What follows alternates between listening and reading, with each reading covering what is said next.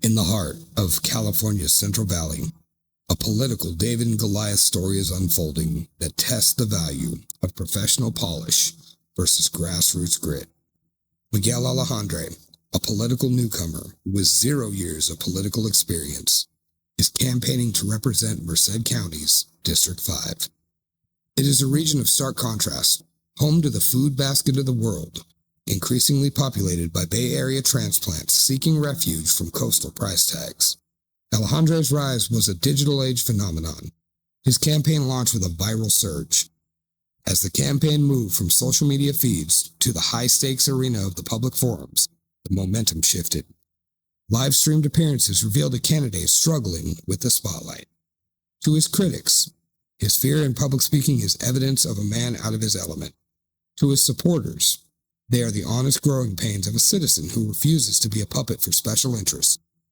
As Election Day looms, the central question remains: is Miguel Alejandre's lack of political theater a fatal flaw, or is he exactly the type of unvarnished advocate Merced County needs? Today, we sit down with the candidate to look past his use of AI prompts and social media dialogue. We explore whether he is truly prepared for the rigors of the supervisor's seat and what he actually plans to deliver for the nearly 60,000 residents of District 5.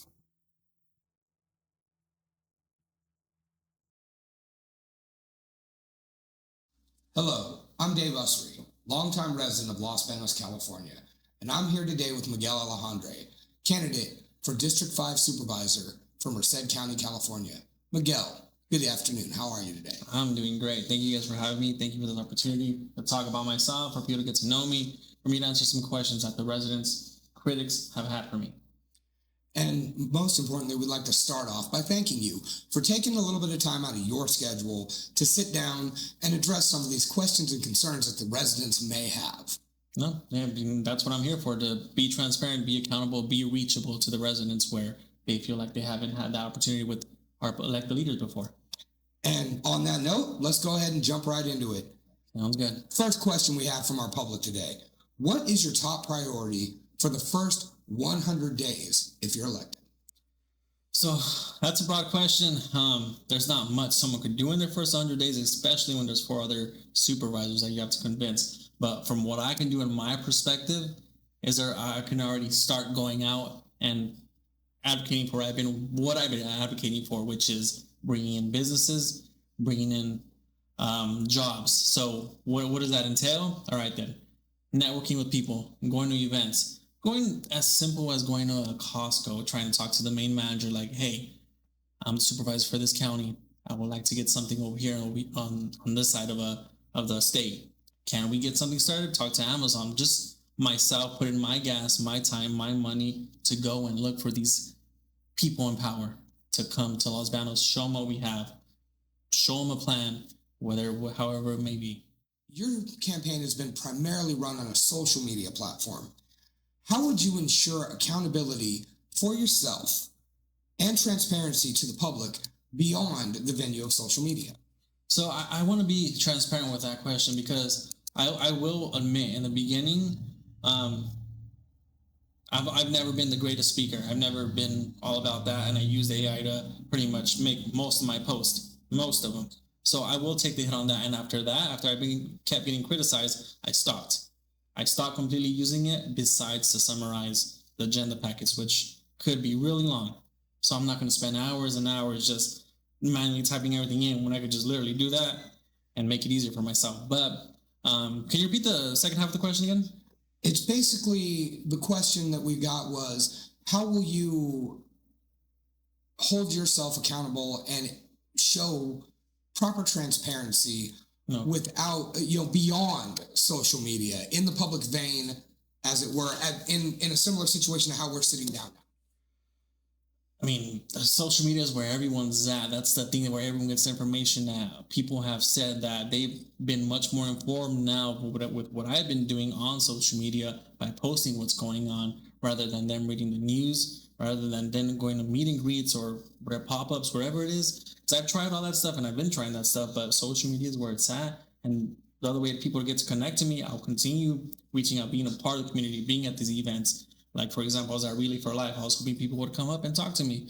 I was at the comedy show at the VFW showed up. I was hoping people would come up and talk to me. I've had meet and greets. I was hoping people come and talk to me, get to know me. So how I show transparency is make myself accessible to the public besides just posting on social media. Like, look, I'm a person who lives here. I have these things going on. I have these businesses going on. I'm at these council meetings. I will be at the board of supervisor meetings. Like, approach me, talk to me. Don't hide behind a screen.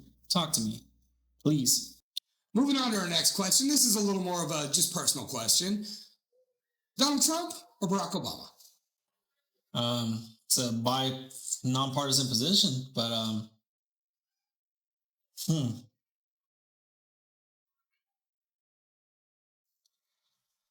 how do I want to answer that? I want to give my truthful answer. Of course, that's what I'm going to give, but it's like, you're lying, Miguel. That's what I feel like I'm going to get. I'm in the middle. Just give us a quick summary of your opinion. If nothing else, just to get us back in mode here. My whole life, I voted Democrat. The last election, I voted Republican. Why? I went through COVID as a small business owner. I suffered a lot. I struggled a lot. There's part of me that wants to believe my mom didn't die from the COVID vaccine. So it's something I struggle with believing if it was that reason or not. So take that as you will. I, as a small business, struggled with anything that was thrown at me during those years. And then my mom passing during that time. And it just, I didn't like that we were getting forced to vaccine shots, if being honest about that. There's a lot I can say that I agree on both sides. I disagree with both sides, so I'm always stuck in the middle.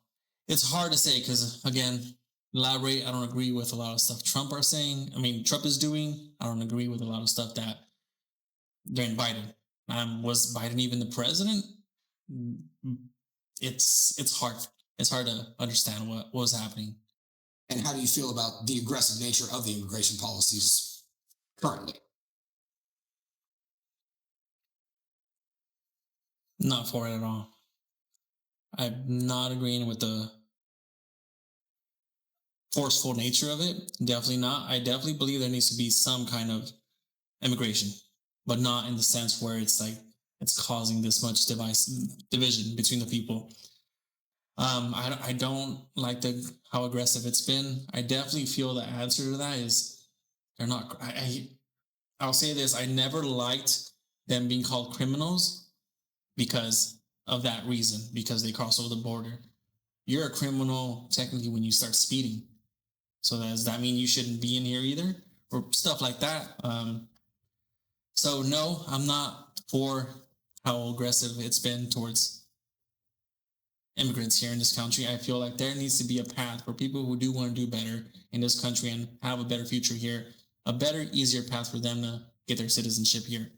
Can you name any of the initiatives paid for out of the Special Revenue Fund or Capital Projects Fund that affect your area? Capital Projects Fund, is that fall under Measure V? I'm not too sure if they're asking about that. That's roads, because that's what are they referring to as what special revenue? That's the way the question was worded. The Special Revenue Fund or the Capital Projects Fund? Capital Projects right away reminds me of roads. Special revenue reminds me of maybe the special revenue that now it's going to be needed to pay for health insurance for people who can't, that the county has to now take over. That's what I see, but I'm not too sure if that's what they're talking about. So I don't know how to answer that question. For the final approved budget of 2025 and 2026, the total dollar amount was $1.2 billion. It hasn't been approved yet. For the final, can you read that again? Well, the actual question is for the final approved budget of 2025-2026, what was the total dollar amount of discretional approved? Well, 20%. 20%, and most of it, 78% of that 20% goes towards public safety. The rest, percentages I can't give you. But yeah. Actually, the question was, what was the dollar amount? Which I did spew. Oh,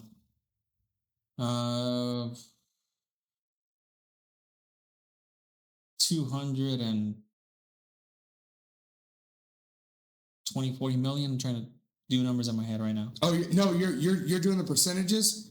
Yeah, I know it was what was the amount, not the split. The actual dollar amount? Yeah. Well, that's what I'm saying right now. It's like 20% of 1 billion is 200 million. So $240 million. The discretionary 1.2 billion budget, of that, 70% was spent on public safety, with the rest being spent on human health, public infrastructure, and long-term facilities for the county. For your initiatives, how do you plan on splitting the funding for each of those? So that's where, again, I go back to being what I said before, a figurehead. That's why the CEO is getting paid what he's getting paid. That's why the department heads are getting paid what they're getting paid. They know these certain areas, they know what they need, and that's where I would reach out to them and see, all right, what are the wants and needs? I can't be like, oh, I'm an expert with housing. I'm an expert with the roads. I'm an expert with human services. I'm an expert with health insurances and all that stuff. Like, I need to lean on the professionals who got their degrees and all that stuff to advise me, to help me out understand what needs to be done for the county or what doesn't, but also take my own consideration and looking into the matter of what the county wants by talking to them and being around the actual constituents and seeing what's going on with them and what's not going on with them, and seeing what play I have. County supervisors oversee complex issues involving public policy, budgeting, agriculture, infrastructure, and the interagency coordination. What qualifications, experience, or direct involvement with local government systems have prepared you for that responsibility? That's a tough one. I will say that. And that has been one of the running themes, is how are you qualified? This is, I guess, the biggest moment for you to speak to the people and tell them, what's the difference? Why you? So first and foremost, obviously I don't have the experience. I have never done a position like this, but I am a resident. I am a business owner. I am a husband. I am a son. I am a sibling. I've gone through the actual things that are going on in this county. For example, my mother passed away. I wished that I didn't have to travel to Clovis to see her. I wish I didn't have to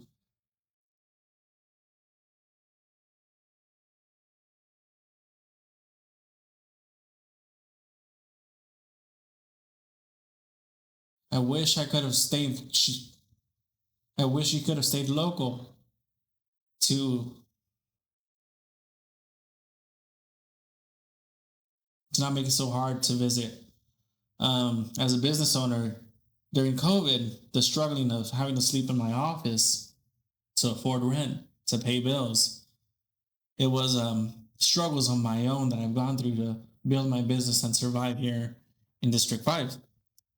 Talking to people, being around people, seeing their struggles, seeing when I go help them out with their problems as a handyman worker, HVAC worker. It's like they tell me when they can't afford to pay, and it's like I see what they're talking about. They talk to me about many issues. So I'm first and foremost a resident that has experience in the district, in the Central Valley. I've seen the struggles of many people, my in-laws, my wife, my children, other people's children. It's how many people are asking for food, money, anything on Facebook? How many people are not getting avoiding healthcare because they don't want to have to pay an ambulance ride? How many people don't want to start a business because they're going to fail, just like Smokey Joe's failed? It's I'm going through trials and tribulations and realizing that I never knew who our county supervisor was. I didn't know him by name. I never saw him show up. I didn't know. And I saw that. I saw the opportunity, and it's like we need better representation, whether we can or cannot make changes in this county. We at least need someone to show up and show their face, show words of encouragement. A little example, I was in South Los Palos at the Housing Authority houses. They told me there used to be a sheriff's department or a sheriff that would always come and stay there and talk to the kids of the community because he was there. And that helped. That helped with guidance, helped with kids, like just knowing that was that bigger there, that sheriff there, that they could talk to, and it would obviously help. Now take that away. There's no leader there. There's no one they could look up to. What do? They turn to their corner and start doing drugs, getting into violence, whatever it is. So to just kind of help streamline that a little bit, because I feel like that question touched a bit of a nerve and really brought it to the emotional and personal level. Are you saying that you feel your involvement in the community as a resident, your involvement in the community as a business owner, and your involvement in the community, while not political in nature, you feel is what gives you the experience, the ability to perform the task? Yes and no. Because does he know what we're going through? Does he know what the majority of people he plans to represent are going through? No, not his experience in that. Your experience in that. So I'm trying to answer it with a question, I guess, in that sense. So by all means. So I guess what I lack in experience, I make up for in heart, I would say. I was never a business owner before owning the gym.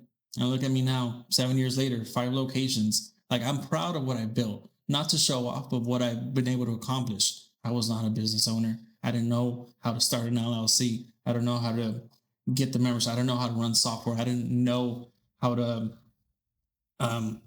get a conditional use permit. I didn't know how to, there's a lot of things I didn't know how to do, but I had the courage, determination, and heart to take that on. And look what I did. I passed through COVID, where all gyms had to be closed, where everything happened, and I had to sleep in my office. I had to literally rent an office while my stuff was outside caged, and hope that if someone wouldn't come and steal it. And I even got a dog to help me be my alert system.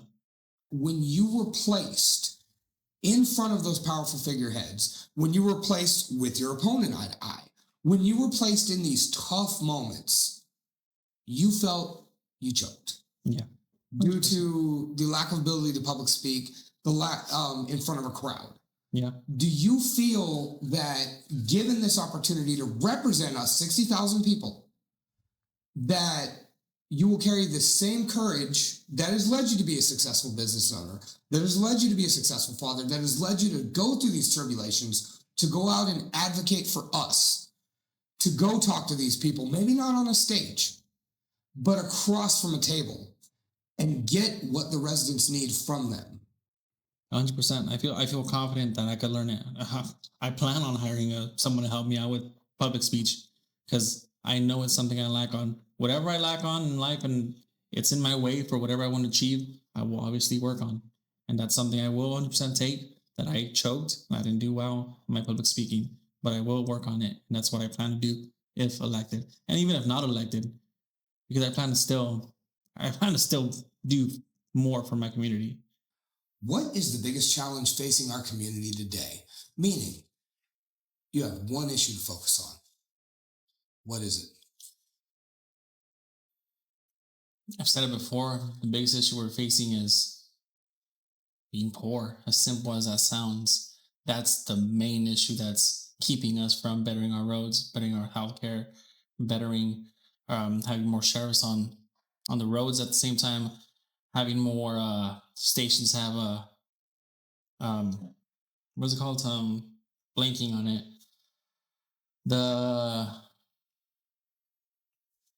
I'm blanking on it. It's easy. Ambulances. To be more prepared for stuff that happens. And that's where it's one. I want to say a million things, and a million things are coming into my head. It's like, Miguel, you know what you need to say, but concentrate on saying it. So most of the people that live here commute, don't even spend their money here. They commute, they spend it elsewhere. That's an issue. So what does that do? It shoots ourselves in the foot. No ambulances, not enough sheriffs. Roads are deteriorating.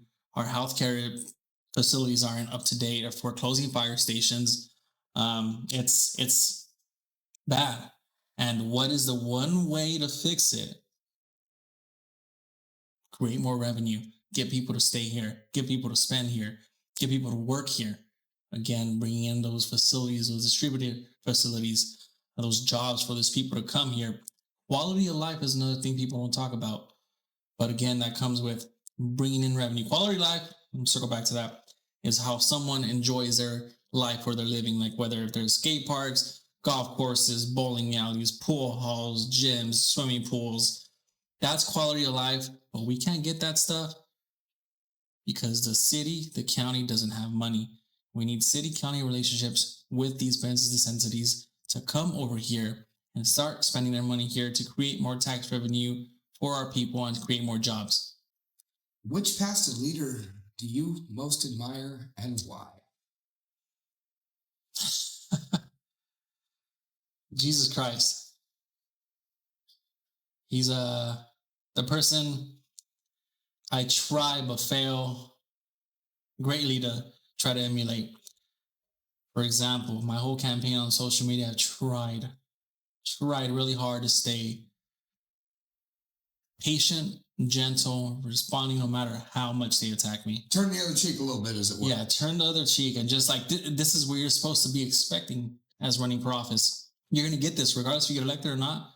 This is what you're going to be receiving. They're going to attack your family. They've made fun of my dead mom. They've said I've almost killed people.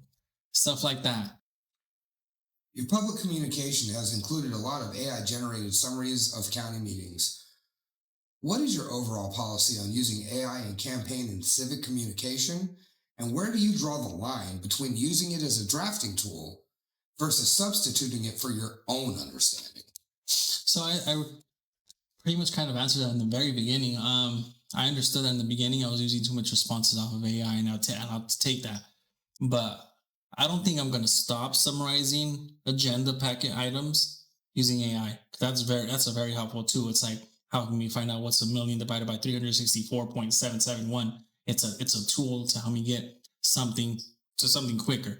When it comes to me talking to the people or putting a more personal post, if you look back at any of the posts or anything I do, I stop. I don't use the AI for that. I respond as my natural self. And that's where I will draw the lines. Like, no, I can't use AI just to give my own opinion or thought on this. I'm not going to use it. And if I do, call me out on it. But when it comes to summarizing agenda packets, I don't think there's any harm on doing that, because I went to the last MCAG meeting, the agenda packet was literally this thick, over 200 pages. And I'm over here, okay, I'm there at the meeting and hearing all this stuff. Like, you don't think I know what's going on? Like, you don't think it's just, I don't know, it's much easier for me to just use the AI. Like, look, this is agenda packet. I need to summarize, and so it could be engaging to the citizens so they can know what's going on. And then if it comes to public opinion or me putting something personal or whatever I'm doing, then yes, it'll be out of my own mouth, my own brain. So one of the questions that came up between me and my production team earlier was the fact is, what is the role of a supervisor, and what are you able to do? What aren't you able to do? Handle the 20% of the discretionary budget, which, of course, we've mentioned it plenty of times. 78% of that 20% goes to public safety. So salaries, how much people get paid, sheriffs, how much we hire, fire departments, which ones we close, which ones we open, contracts with EMTs, with the ambulances, what roads get fixed. The easy one, just advocating to get grants, get money from the state, federal. Land usage, that's a big one, especially when you're working with, in the west side, Dos Palos, Los Baños. Los Baños, Dos Palos has their limits, they have their sphere of influence. In the sphere of influence, we can't just change land usage from commercial, residential, industrial farming. We have to talk to the city to talk about their sphere of influence, what the county can do around the city, but outside of the sphere of influence, that's where the county can really be like, all right, this land's going to be used for that land's going to be used for that. Also, before 2 months ago, the county supervisors had more say on groundwater rights. And then that most of it got taken away. And now most of that power is getting handled to the GSA, the groundwater sustainability agencies that dictate how much water a farmer can pump, or someone living on the field, the farm, can pump. What else can that? I mean, land usage on what people can come, like, for example, the battery energy storage project that's coming. Like, definitely a very, not to cut you off, and I apologize if I got a little rash there, but that is a big subject. You know, somebody like me who's been in Los Banos for 36 of my 42 years of life. Yeah. You know, that, and of course, knowing the situation that happened in Monterey, you know, that is something that is a huge issue to people everywhere. You know, when we saw that, that became a topic of concern when next thing you know, we're told that that is planned to becoming the Los Banos. And of course, the safety concerns come out, the environmental concerns come out. But of course, on the flip of that coin, the economic concerns come out. So what's your feeling on that overall? Please. So there's pros and there's cons, like almost anything, obviously. Pros, we have battery energy storage. We can finally start storing our energy there. We can stop paying other states to take excess energy that we're making. We can store it here and use it for in case of emergency, which is beneficial. Negatives, stuff like Moss Landing happens, then messes up our environment. Fireball, Dos Palos, Los Baños, hugely affected by it.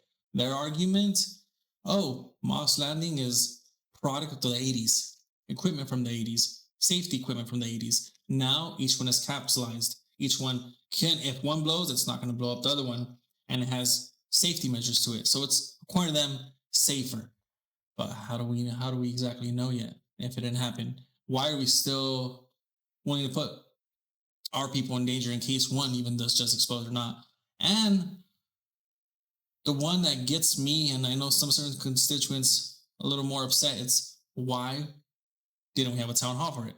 Why didn't you let the voices of the citizens be heard before approving something like that?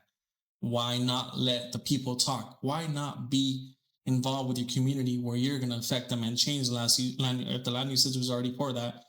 Why are you approving of this without letting your constituents know? If you know PG&E pays cents on the dollar for their energy, if we're lacking energy, or we want to store energy to help the citizens, isn't a simpler response to just, why not just charge less for energy?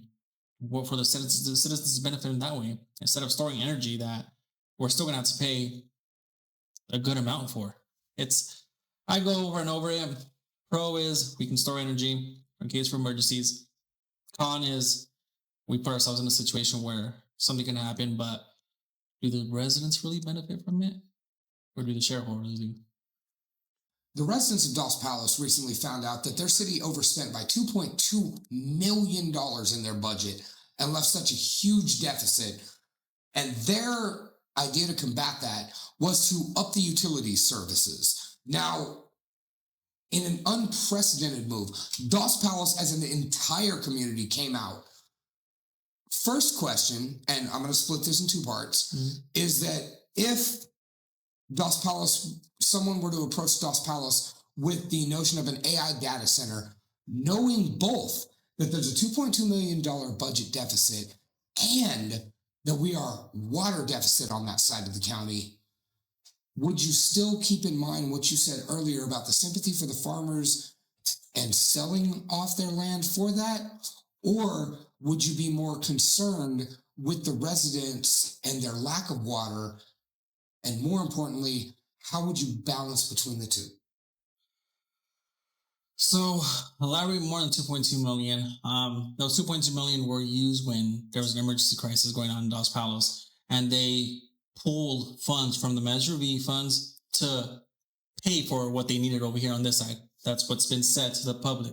Real quick, when you say pay for what they needed, what? Water, sewer, stuff that was going on issues. Their water treatment plant, they got a new one, which is still not running, but they misappropriated the money. It was not supposed to be touched. It was supposed to be used for transportation fund, which is roads mainly. And they used it for other emergencies. So to say it was spent in a bad sense, if that's truthfully what they spent it for, they needed it, but they weren't supposed to. So they were supposed to reach out either to the county, state, federal, that look, this is an emergency crisis. We need money. Why wasn't that done? Or what? The thing is, where is the transparency on telling the residents what was going on during that time? That's my question. What would have happened if they didn't pull for the Measure refunds? Like, what would literally happen? Would the city be without water longer? What would have happened? Well, Miguel, I thank you for spending some time out of your busy holiday schedule to spend it with us, answer some of these questions that the public has had. Once again, my name is Dave Usry, longtime resident of Los Banos and District 5. Miguel Alejandre, I yield the floor to you. Please give us a final summary. See you at the polls.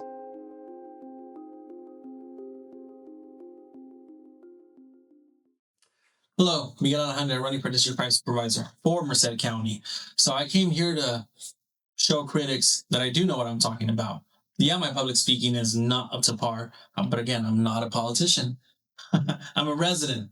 I'm a resident that's a business owner, that's a husband, that's a son, that's a sibling.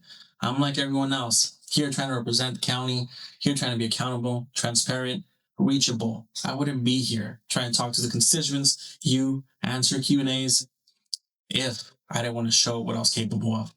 But again, if you like the same that's been happening around Merced County for the past decade or so, keep voting for the same. If you want new, I'm here running for you. Thank you.